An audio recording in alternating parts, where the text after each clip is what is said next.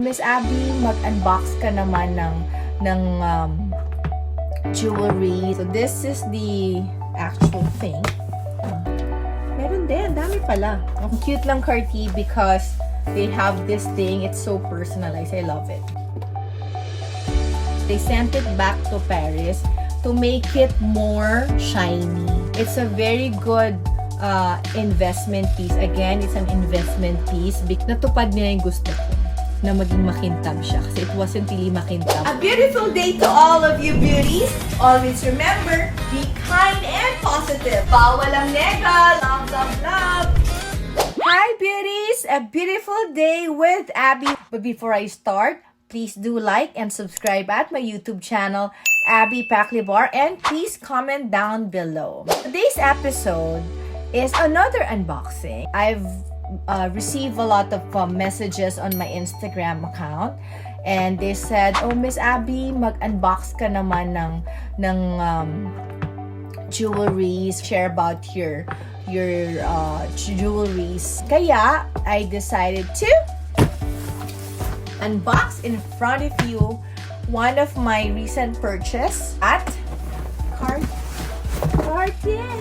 Recently, I went to Las Vegas. Actually, we had a little birthday party in Cartier in Las Vegas, and then I also bought some fine jewelry, nice pieces from them. And yung isa doon, it just arrived few days ago because etong piece na to, I have it in yellow gold, and I'd like to have it also in white gold.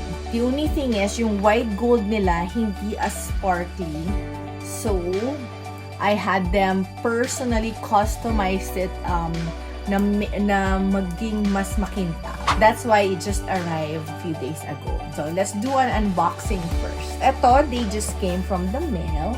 So ano bang meron? So this is the actual thing. Of course, the travel pouch.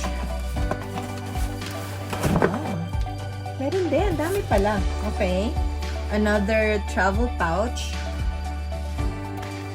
The receipt. Ayan. And I think this is the box from the previous purchase that I bought. I think this is somewhere there's the boxes from the previous purchases, and so I am going to unbox this recent purchase that I have. So if you notice, you will see the stamp of Cartier. Ang cute lang Cartier because they have this thing. It's so personalized. I love it. So let's open it up.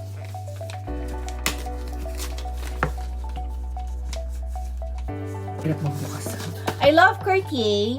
I've been a collector of Cartier for, I think, for 13 years already, or 14 years already. My very first purchase of Cartier was our wedding band.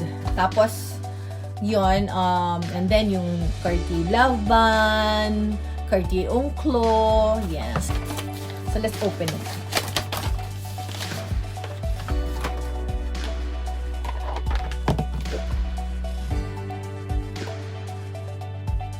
Look at that.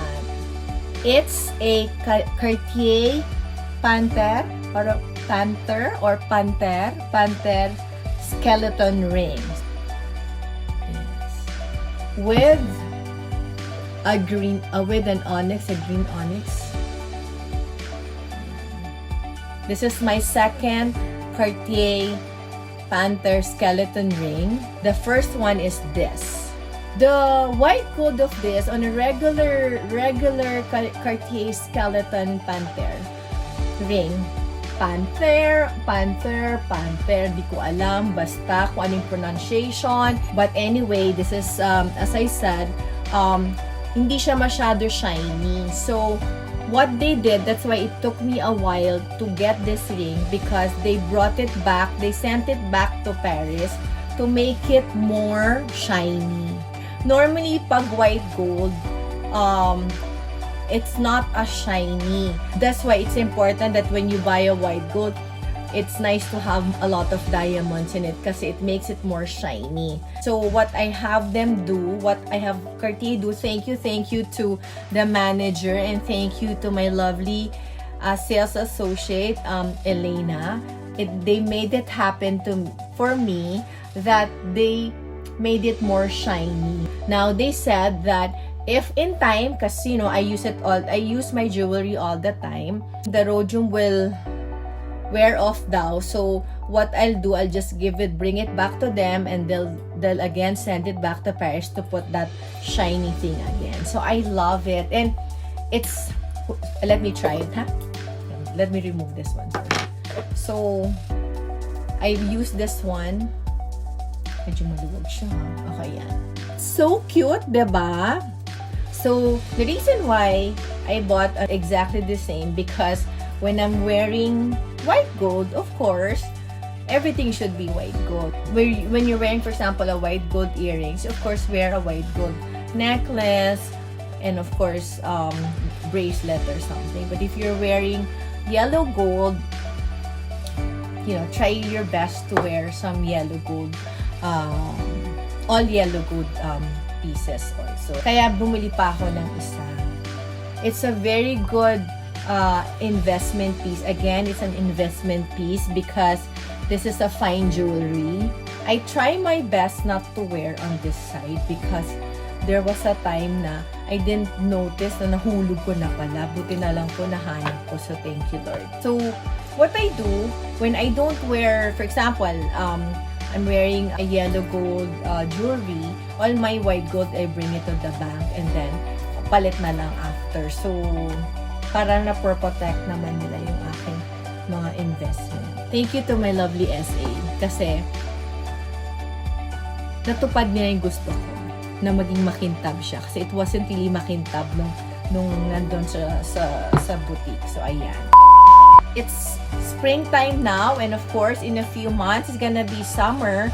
So, ano po ba? What can we do to lighten the underarm? I want to share with you guys some skincare tips on how to have a lighter and more flawless underarm. First of all, I would not recommend you guys to shave, to wax, to twist, to epilate. Waxing, shaving, tweezing, or epilating your underarm makes it darker. Why? When you're pulling your hair, you're waxing the area, or when you're shaving it, you're traumatizing the area. And what happens, especially for us, ethnic skin, when it's traumatizing that area, the melanin goes up. And at the same time, we also get those what you call chicken skin or folliculitis. So I would recommend you guys to invest on doing laser hair removal. Now, because people are scared of getting laser, there's a lot of lasers now that are great for all skin types. So don't be scared of getting laser. Just make sure you have do your due diligence on researching if the specific med spa caters to your skin type, because there are also some lasers that are not good for specific skin type. So I would recommend you to do laser hair removal. So to help you to permanently reduce your hair, to refrain you from waxing, tweezing, and shaving. Because the problem with waxing, sometimes also, once it waxes, it looks like it's maputi. But after a few weeks, it gets darker because the melanin goes up to the surface. It makes, and of course, it gives you an inflammation of the follicle called folliculitis. So invest on a laser hair removal. Also, not only on the underarm, also do a good to have laser hair removal on your legs and also on other parts of the body. Underarm lightening tip number 2. I would not recommend you to use deodorant because deodorant contains aluminum oxide. So, aluminum oxide, if you use it on the area, it could stain the area itself, could stain our underarm. So, if possible, if you can look for a med spa or any doctor that can do your Botox injections. Botox injections will help relax the muscles around the sweat gland, so it would not squeeze the sweat gland, so it would not produce a lot of sweat. If you can do that, normally we recommend you to do Botox injection, or what we call sweat tox, every 6 months, to help you minimize sweating on your underarm. So we can also put both Botox or neuromodulators or botulinum toxin on your underarm, on your hands if you're sweating. So I do recommend you to, of course, consult your physician, but getting Botox or sweat tox or botulinum toxin on your underarm would help minimize your sweat, therefore minimize for the darkening and also the friction on your underarm. But in case you don't want to do this Botox on your underarm, I would recommend not to use a deodorant. But if you cannot inhibit not using deodorant, I would recommend definitely a deodorant that is organic. There's no aluminum oxide. You can get it from an organic store using those type of deodorant. That would help to minimize darkening of the underarm. Third, underarm lightening tip. Do not experiment on your underarm. Do not buy online like an underarm cream or something, because sometimes experimenting on your skin damages your skin too. You only have one skin, so please do not experiment. Make sure you ask the expert, you ask the specialist what specific treatment or cream that you should apply on your underarm. Because if you exfoliate too much your underarm, what happens is there's a lot of sweat also here, there's friction, it can damage more. It can give you what you call post-inflammatory hyperpigmentation, wherein after some time, after the redness, it becomes darker, more darker on that area. So do not, please, that will save you more money if you do not experiment on your underarm. Underarm lightening tip number 4.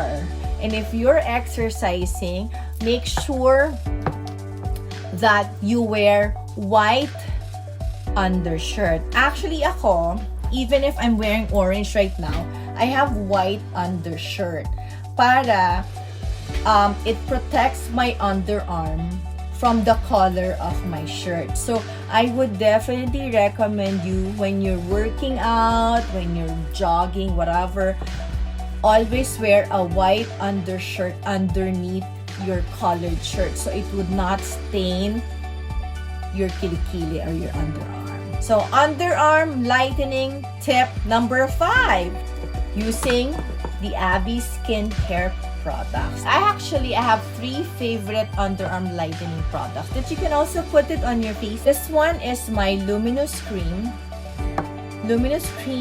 I apply this at night. It's a lightener that would help push down the melanin. And then after I applied the luminous cream on my underarm, and then after I applied the luminous cream, I applied the Brita cream.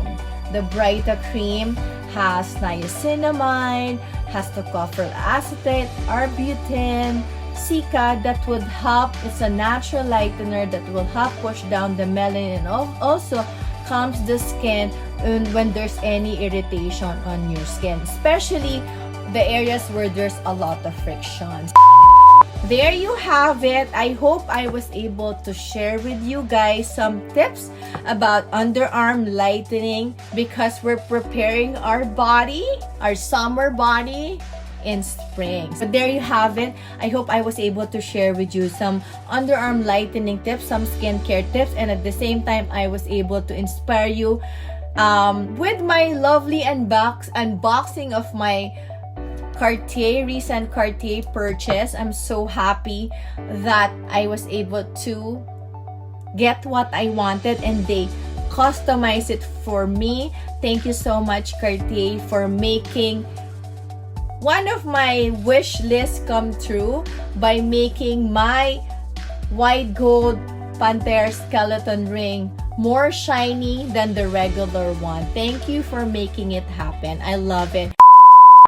Anyway, until next time, I always tell you guys, always be kind, be positive, bawal nega, and always be grateful with what you have. Love, love, love. God bless everyone. Mwah, mwah, mwah, mwah.